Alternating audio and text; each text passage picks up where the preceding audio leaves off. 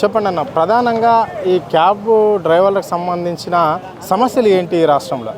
ముఖ్యంగా ఓలా ఊబర్ సంస్థ స్టార్టింగ్లో మాకు ఏమంటారు, బొరకలకు గింజలేసినట్లుగా కమిషన్లు ఆశ చూపించి ఆ రకంగా సెల్ ఫోన్లు ఇవ్వడము 60-40 అని చెప్పడం.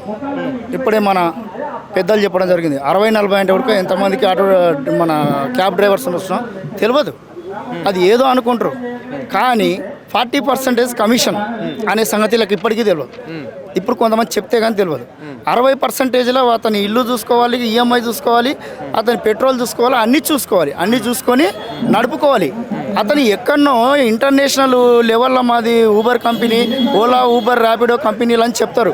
కాబట్టి మల్టీనేషనల్ కంపెనీలు ఎక్కడో ఉండేవాడు మన హైదరాబాద్, మన తెలంగాణ కానీ మన ఇండియాలో కానీ ఒక చిన్న ఆఫీస్ తీసుకొని ఒక 4 ఎంప్లాయీస్ని పెట్టుకొని కోట్ల రూపాయలు కొల్లగొట్టుకోపోతుండు. ఈ గవర్నమెంట్కి ఇంకా సోయి లేదా?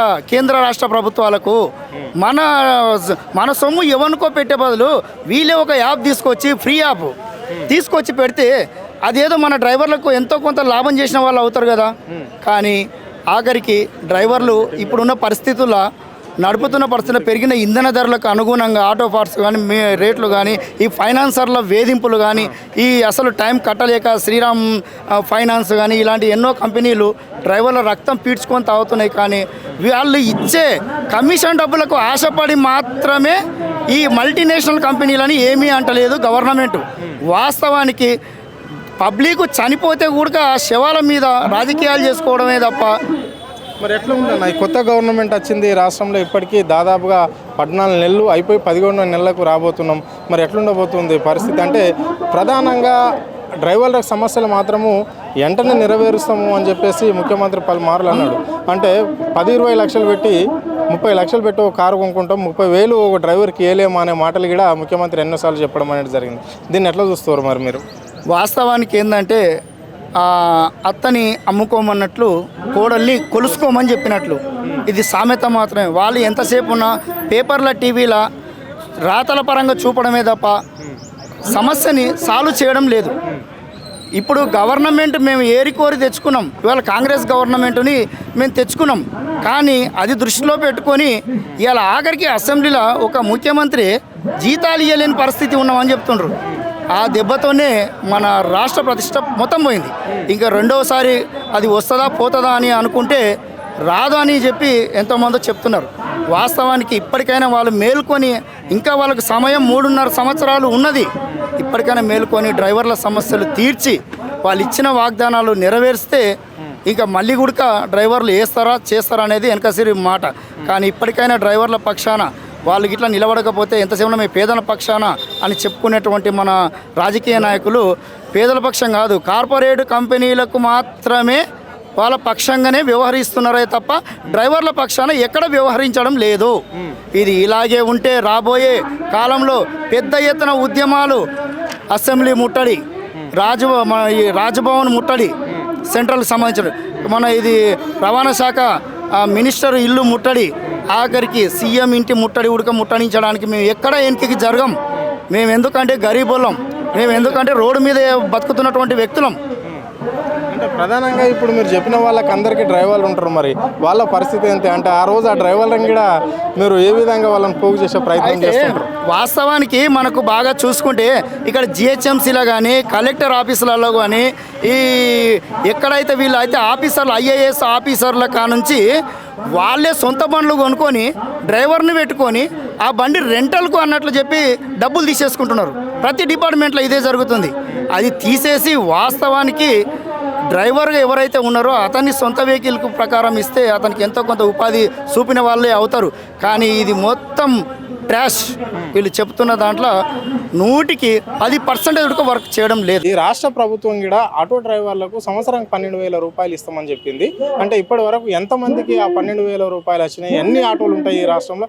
యూనియన్లు ఎంతమంది చేరి ఉన్నారు ఇప్పటి వరకు ఆటో యూనియన్కి సంబంధించి? అయితే వాస్తవానికి ఇక్కడ నడుస్తున్నటువంటి యూనియన్లను ముఖ్యంగా చూసుకుంటే ముఖ్యంగా పెద్దన్న పాత్ర పోషిస్తున్నది ఏఐటియుసి, సెకండ్ సిఐటియు, ఐఎఫ్టియు, ఇక టీఆర్ఎస్ కంపెనీకి టీఆర్ఎస్ సంబంధించినట్టు బీఆర్టీయు, ఇట్లా కొన్ని సంఘాలు ఒక సైడ్ కలిసి పనిచేస్తున్నాయి, కొన్ని సంఘాలు ఏది మన ఐఎన్టీయూసి, కేకేసి, ఇంకా మిగతా కొన్ని ఇండిపెండెంట్ సంఘాలను కలుపుకొని అటు ఒక పక్క ఏమనంటే మేము రూలింగ్లో ఉన్నాము, మేము అడగలేము, కొట్లాడలేమని.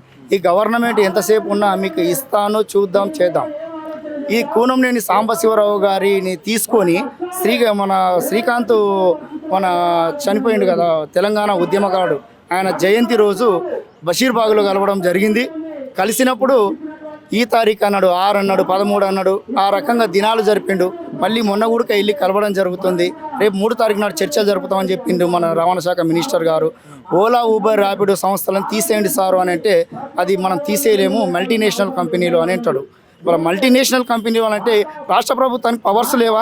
నువ్వు నిజంగా నీ పబ్లిక్ బాగుపడాలనే నాకు ఓటేషన్ అనే చిన్న ఆలోచన ఉంటే నీవు ఒక్క సంతకం చేస్తే ఈ సమస్యలకు పరిష్కారం అవుతుంది. అంటే వాళ్ళు ఇచ్చేటువంటి నల్ల డబ్బుకే మీరు ఆలోచిస్తుంటే తప్ప మేము రోడ్డు మీద బ్రతుకుదెరువు లేనటువంటి పరిస్థితి. ఓలా, ఊబర్ ఈ కంపెనీలకు ధీటుగా గవర్నమెంట్ యాప్ తీసుకురామని, ఫ్రీ యాప్. ఇక్కడ కేరళ రాష్ట్రంలో తీసుకుంటే ఫ్రీ యాప్ తీసుకొచ్చింది, అది ఎంతగానో ఉపయోగపడుతుంది. ఆ రకంగా తీసుకురావడానికి మీకు ఏం అభ్యంతరం అని అడుగుతున్నా. ఇలా ఇతర జిల్లాల వాహనాలు ఎన్నోగాను వచ్చి హైదరాబాద్లో వచ్చి నడుపుకుంటున్నారు. ఇవాళ ఎందుకంటే హైదరాబాద్లో పర్మిట్ బ్లాక్ మార్కెటింగ్ నడుస్తుంది. ఇక్కడ మార్వాడీలు, నెక్స్ట్ బ్రోకర్లు, వీళ్ళందరూ కలిసి ఒక గ్యాంబ్లింగ్ షోరూమ్ వాళ్ళు గ్యాంబ్లింగ్ చేసి ఈ 2,60,000 ఇవ్వాల్సిన ఆటోని పర్మిట్ 50,000 దొరికే పర్మిట్ని కూడా ఇవాళ 3 లక్షల రూపాయల పర్మిట్ అవుతుంది. బండి తీసుకోవాలి కొత్త బండి అంటే షోరూమ్ నుంచి పర్మిట్తోనే కలిపి తీసుకుంటే 5,00,000 అవుతుంది. ఎందుకు అవుతుందండి? పోయిన గవర్నమెంట్ మీరే కదా లాస్ట్ టైం బొత్స సత్యనారాయణ గారు మీటర్ రేటు పెంచిపోయిండు. దాని తర్వాత మీకు కొత్త ఆటోలు 20,000 పర్మిట్లు ఇచ్చిపోయిండు. అలాగనే మిమ్మల్ని కూడా ఇమ్మని చెప్తున్నాం, ఇవ్వట్లేదు. ఎంతసేపు ఉన్న కాలయాపన చేస్తున్నారు. మీటరు రేటు పెంచడానికి ఏమవుతుందండి? ఇవాళ మీరు తెలంగాణ వస్తే మాకేదో ఒరుగుతుంది అనుకున్నాం. తెలంగాణ వచ్చిన తర్వాత కుటుంబ పాలన పరంగా వాళ్ళ జీతభత్యాలు పెంచుకున్నారు, ఉద్యోగస్తులు ప్రతి ఒక్కరు జీతభత్యాలు పెంచుకున్నారు. 2013 నుంచి ఇంతవరకు మాకు రూపాయి ఉడత మీటర్ ఛార్జ్ పెరగలేదు. అప్పుడు ఆటో రేట్ ఎంత ఉంది, ఆనాడు డీజిల్ రేట్ ఎంత ఉంది, పెట్రోల్ రేట్ ఎంత ఉంది, ఈనాడు రేట్ ఎంత ఉంది? ఎందుకు పెంచారు మీరు మాకు? అంటే మేము మీకు ఓటేయలేదా? మేము తెలంగాణ పౌరులం కామా? మేము ఆటో డ్రైవర్లం కామా? ఇవాళ ఈజ్ బెస్ట్ అంటే ఆటోనే. హైదరాబాద్లో ప్రతి గల్లీలో ప్రతి సందులో తిరిగేటువంటి వ్యక్తులు మేము. హైదరాబాద్ వస్తే అడ్రస్ అడిగేది మా ఆటో డ్రైవర్లనే, కారు వాళ్ళని కాదు, ఇంకెవరినో కాదు అడిగేది. అది ఒక్కటి గవర్నమెంట్ ఇప్పటికైనా ఇచ్చిన హామీలు నెరవేర్చాలని కోరుకుంటున్నా. నెరవేర్చిన 7ల మొన్నటి వరకు నారాయణగూడ బ్రిడ్జ్ కింద దిష్టిబొమ్మ దహనం చేయాలనుకున్నటువంటి కార్యక్రమానికి వాయిదా వేసుకొని నిరసన తెలపడం జరిగింది. అసెంబ్లీ ముట్టడి చేయడం జరిగింది. రేపు 3 తారీఖు పిలుస్తా అని చెప్పిండు చర్చలకు. ఆ చర్చలకు పిలిచి మాకు సానుకూల స్పందన రాకపోతే ఖచ్చితంగా పెద్ద ఎత్తున ఉద్యమిస్తాం. ఇవాళ ముఖ్యమంత్రి గారు పథకాలు మనకేంది రాజు యువమిత్ర అని చెప్పి పెట్టుకోమని చెప్తుండు కదా. నేనే చెప్తున్నా. ఎందుకంటే నేను బీసీ బిడ్డగా నాకు ఒక 70% పోతే 30% కట్టుకునేది ఉంటుంది. 4 లక్షలకి వెళ్ళి నేను ఎలక్ట్రికల్ ఆటో బుక్ చేసుకుందామని పోతే 3 రోజులు అయిందండి, ఇప్పటి వరకు బుక్ అయితే లేదు. సర్వర్ డౌన్ అని చూపిస్తుంది. మీరు ఎట్లకెళ్ళి అవుతుంది? సర్వర్ డౌన్ పెట్టేది మీరే, చేసుకోమని చెప్పేది మీరే. ఎట్లకెళ్ళి అవుతుంది? నేను 3 రోజులు మీ సేవలో కూర్చొని వచ్చిన, ఇప్పటికీ కాలేదు. ఎంతవరకు ఇది? ఆ చేత చూపిస్తారు, ఈ చేత దెబ్బలు కొట్టినట్టే ఉంది పని. కానీ ఇది వాస్తవానికి గవర్నమెంట్ మార్చుకోకపోతే తీరు ముందు డ్రైవర్ల తరపు నుంచి పెద్ద ఎత్తున ఉద్యమాలు చూడాల్సి ఉంటుంది. ఏ ప్రభుత్వం శాశ్వతం కాదండి, కానీ ప్రభుత్వం లేకున్నప్పటికీ కూడా పబ్లిక్ మన డ్రైవర్లు తలుసుకోవాలి, అలా చేయాలి. కానీ ఇలా ఎవరికి వాళ్ళు ఇష్టానుసారంగా చేసుకుంటూ పోతుండ్రు. మళ్ళీ గవర్నమెంటు మళ్ళీ రావాలనుకుంటుందా, ఇంతటితో సమాప్తం చేసుకోవాలనుకుంటుందా, అది వాళ్ళే నిర్ణయించుకోవాలి. ఇప్పటికైనా డ్రైవర్లకు ఇచ్చిన మాట నిలబెట్టుకోవాలి. 12,000 రూపాయలు ఉడక ఇవ్వాలని మనస్ఫూర్తిగా కోరుకుంటున్నాం. లేని ఎడల ముందు ప్రజా ఉద్యమాలు నిర్మించడం వల్ల మేము ఏఐటీయూసీగా ఎప్పుడు ముందే ఉంటాం. Okay, right. ఇది పరిస్థితి. అంటే ఇక్కడ ఈ రాష్ట్రంలో మాత్రము గవర్నమెంట్ పట్టించుకోవడం లేదు డ్రైవర్ల సమస్యలు అని చెప్పేసి వాళ్ళు స్పష్టంగా చెప్పడం అనేది జరిగింది. ఓలా, ఊబర్, ర్యాపిడోకి సంబంధించిన ఈ మల్టీ లెవెల్ కంపెనీలు మాత్రం ఫీడ్స్గా తింటున్నాయి, డ్రైవర్ల రక్తం తాగుతున్నాయి. క్యాబ్ డ్రైవర్లే కావచ్చు, ఆటో డ్రైవర్లే కావచ్చు, అయినా పట్టించుకోవడం లేదు. 40% మాకిచ్చి 60% కంపెనీలు తీసుకుంటున్నా ప్రభుత్వం ఎందుకు పట్టించుకోవడం లేదు? అధికారులు అధికారంలో రాకముందు రేవంత్ రెడ్డి మాకు ఎన్నో హామీలు ఇవ్వడం అనేది జరిగింది డ్రైవర్లకు. అంటే ఇక్కడ డ్రైవర్ల బాగోతులు మేమే చూస్తామని చెప్పిన ముఖ్యమంత్రి ఇప్పుడు ఎందుకు 15 నెలల కాలంలో పట్టించుకోవడం లేదు అని చెప్పేసి వాళ్ళు ప్రశ్నించడం అనేది జరిగింది. అందుకే ఈరోజు డ్రైవర్లు తెలంగాణకు సంబంధించిన క్యాబ్ డ్రైవర్లు అందరూ ఈరోజు ఇక్కడ మా ధర్నా పెట్టుకోవాల్సిన పరిస్థితి వచ్చిందని చెప్పేసి ఆయన వాళ్ళు స్పష్టంగా చెప్పడం అనేది జరిగింది. అంటే మాకు ఒక కార్డు ఇవ్వాలి, అంటే లోకల్ కార్డు ఇస్తే మాత్రం ఇక్కడ మేము కొనసాగుతాం తప్ప కానీ వీళ్ళకు ఈ కంపెనీలు ఏ అయితే ఉన్నాయో ర్యాపిడో, ఓలో, ఊబర్ ఈ సంస్థల కింద పనిచేయాలంటే, ఈ కార్పొరేట్ కంపెనీల కింద పనిచేయాలంటే సాగుకు దగ్గర పోయినట్లనే అని చెప్పేసి వాళ్ళు స్పష్టంగా చెప్పడం అనేది అయితే జరుగుతున్నది. అంటే ఎందుకంటే మేము 8 గంటల కష్టం చేస్తే మాకు గత ప్రభుత్వంలో 8 గంటల కష్టం చేస్తే మాకు ఒక 1000 రూపాయలైనా ఉండేది, కానీ ఇక్కడ 16 గంటలు పనిచేసినా కానీ ఒక 1000 రూపాయలు తీసుకోలేకపోతున్నాము అని చెప్పేసి వాళ్ళు ఆవేదన వ్యక్తం చేస్తున్నారు. అంటే మాకు భార్య పిల్లలు, ఇల్లు గడవాలి, మాకు స్కూల్ ఫీజులు ఉంటాయి, అంటే అనేక సమస్యలు ఉంటాయి. ఇప్పుడు పెరుగుతున్న రేట్లు కూడా విపరీతంగా పెరుగుతున్నాయి. కేవలం ఒక ఆయన చెప్పాడు, ఒక డ్రైవర్ అల్లం ఎల్లిగడ్డ కొనని పరిస్థితి మాకు కనిపిస్తుంది అని చెప్పేసి చెప్తున్నాడు. అంటే మేము చేసే కష్టం అది. కొంతమంది అయితే ఏకంగా అధికారులు, అంటే ఇప్పుడు జిహెచ్ఎంసీకి సంబంధించింది కావచ్చు, బడా ఆఫీసులకు సంబంధించి ప్రభుత్వ వాహనాలను వాళ్ళే అధికారులే కొనుక్కొని ఒక డ్రైవర్ను పెట్టుకొని వాళ్ళే ఇక్కడ రన్ చేస్తున్న పరిస్థితి. అంటే మాలాంటి పేదవాళ్లకు భూమో ఇల్లు అమ్ముకొని ఊర్లలో గ్రామాలలో మాకున్న ఆస్తులను అమ్ముకొని ఒక కారు కొనుక్కొని ఇక్కడ బతుకుదామంటే చోటు లేనట్లనే చేస్తున్నారు ఈ హైదరాబాద్ నగరంలో ఈ అధికారులే అని చెప్పేసి వాళ్ళు స్పష్టంగా చెప్పడం అనేది జరిగింది. అంటే ఇతర రాష్ట్రాలకు వెళ్ళినప్పుడు మా మీద అనేక భారాలు మోపుతున్నారు, ట్యాక్సీ కట్టించుకుంటున్నారు. కానీ ఇక్కడ మాత్రము ఈ హైదరాబాద్ నగరం తెలంగాణ రాష్ట్రానికి ఏ రాష్ట్రం నుంచి వెహికల్ వచ్చినా అలాంటి ఒత్తిడి లేకుండా పోయింది. అధికారులు వాళ్ళు ఏదో కమిషన్ల గురించి పనిచేస్తున్నారు, రాజకీయ నాయకులు కూడా అదే పనిచేస్తున్నారు తప్ప మా గురించి పట్టించుకోవడం లేదు అని చెప్పేసి స్పష్టంగా వాళ్ళు చెప్పడం జరిగింది. ఇంకో విషయానికి వస్తే ఆటో డ్రైవర్ల విషయానికి వస్తే వాళ్ళు ప్రభుత్వము సంవత్సరానికి 12,000 ఒక ఆటో డ్రైవర్కి ఇస్తామన్నారు. ఇప్పటి వరకు కూడా నయా పైసా ఇవ్వలేదు.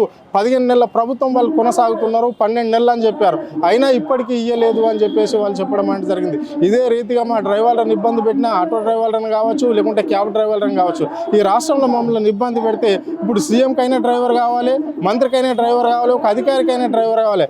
రాష్ట్ర వ్యాప్తంగా అందరినీ బంద్ చేస్తాం. అవసరమైతే అసెంబ్లీ ముడతాం, సెక్రటరియట్ ముడతాం, ముఖ్యమంత్రి ఇల్లు ముడతాం, సంబంధించిన శాఖ రవాణా శాఖ మంత్రి ఇల్లు కూడా ముట్టడి చేయడానికి మేము సిద్ధంగా ఉన్నాం. ముందు మా కార్యాచరణ ఉండబోతుంది అని చెప్పేసి వాళ్ళు స్పష్టంగా చెప్పడం మాట జరిగింది. అంటే వీళ్ళు అంతింత బతికే వాళ్ళే, పేదవాళ్ళే, అంటే 10-15 వేలతో జీవనం వెళ్ళగొట్టుకునే వాళ్ళు ఈ డ్రైవర్లు అంతా. మా మీద దయా దాక్షిణాలు ప్రభుత్వానికి లేవు అని చెప్పేసి అర్థమైపోయిందని చెప్తున్నారు. అంటే మా దగ్గర వామపక్ష వాళ్ళు సపోర్ట్ చేస్తున్నారు, బీఆర్ఎస్ పార్టీ కూడా మా పక్షాన కొట్లాడినా కానీ అసెంబ్లీ సాక్షి వాళ్ళు మమ్మల్ని పట్టించుకోవడం లేదని చెప్పేసి వాళ్ళు స్పష్టంగా చెప్పడం అనేది జరిగింది. ఇదే రీతిగా అంటే ఇప్పుడే ప్రారంభమైంది, ముందు ఇంకో రకంగా ఉండబోతుంది. రాష్ట్రంలో ఉద్రిక్తత సృష్టించే పరిస్థితి ప్రభుత్వం తెచ్చుకోవద్దని చెప్పేసి ప్రభుత్వానికి రేవంత్ రెడ్డి సర్కార్కు వాళ్ళు హెచ్చరించడం అనేది అయితే జరిగింది. కెమెరా పర్సన్ ప్రవీణ్తో అరుణ్, ఆద్య టీవీ, హైదరాబాద్.